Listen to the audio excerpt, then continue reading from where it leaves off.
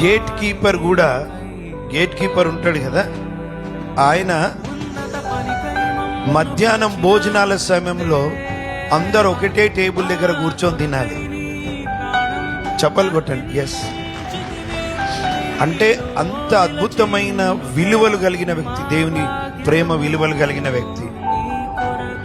Gate keeper, sweeper, లోపల ఎవరైనా పని చేసే వాళ్ళు ఉంటే లంచ్ టైంలో వాళ్ళ పనులు వేరే ఉండొచ్చు, కానీ మనమంతా దేవుని స్వారూప్యంలో సృష్టించబడ్డాము, మనం ఒకటే అన్న ఆ ఎథిక్స్ కలిగినటువంటి వ్యక్తి అండి.